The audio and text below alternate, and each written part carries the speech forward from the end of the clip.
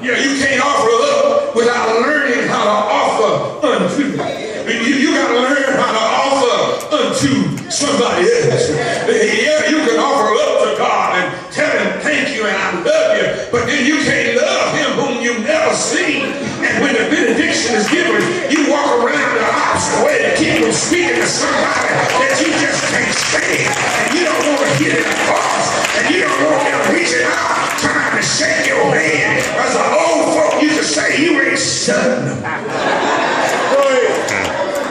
Well, what if God wouldn't stun you? But I thank God that even when we ain't stunning each other, the God that I serve is got his eye on you. He loves us anyhow, even with our bad attitude. He loves us in spite of it. And when I said when he reached out for me, Lord have mercy.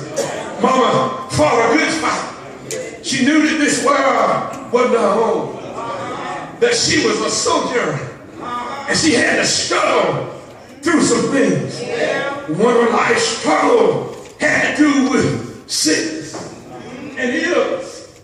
She hurt sometimes, didn't feel good for a number of years, but while she felt good, she served the Lord. And I want to say to the family, all of you, serve the Lord while you got a reasonable portion of health and strength. Don't wait, and it makes you best to get old and then start serving the Lord. Serve the Lord in your youthful years.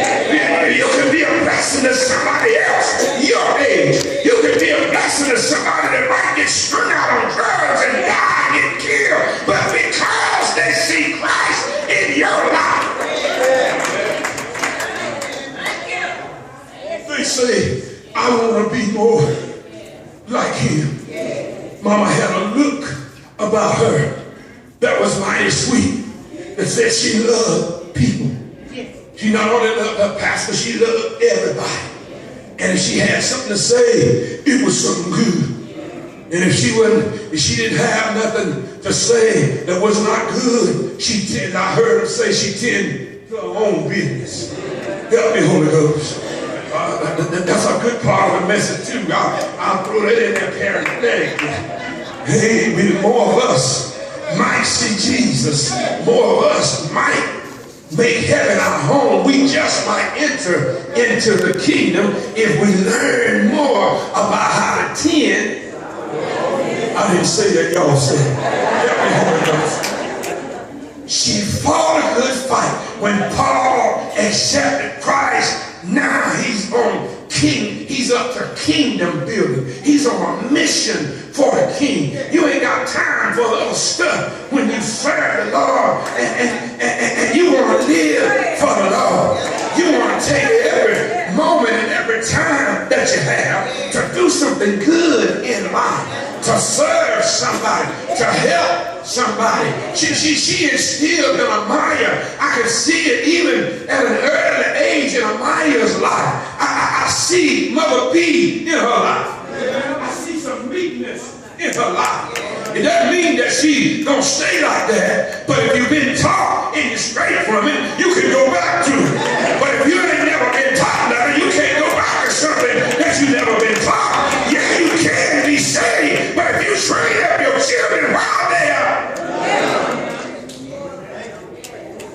they can't depart from that. It doesn't matter. That mean that they won't go astray and do some things, but they can't depart from what they know, because it'll be right there. And after a while, they just might remember, just like the man, the prodigal son. You know, we aren't the only ones that go astray. Sometimes he had everything and told his daddy, I want my portion like he had some. He didn't have nothing, but daddy gave it to him anyhow. But it was not until he ran out of his money that he found out that all of those friends that were hanging around him were so-called friends, but money couldn't buy him love. Help me, somebody. I mean, that was the Beatles. I heard somebody out there say the Beatles. My age, yeah, money can't buy you love. And so he got so hungry, he's slopping hogs and all of that. He decided that I better go back home and see if I can be one of my daddy's servants. At least I can eat a decent meal. But when he went back home, his dad exemplified the kind of love that I saw in Mother B. He didn't think about none of that. He was glad to see his son come home and turn his life around. And Saul, who was Paul, turned his life around. And he's writing to Timothy saying, I want you to go on in the ministry, that it's going to get tough and it's going to get rough. And I want you to preach when folk like it and when they don't like it, and when they talk about you and grin in your face and then they scandalize your name. I've been through some of that, and I still go through some of that. How folk can grin in your face and 30 minutes later stab you in the back. But that's all right,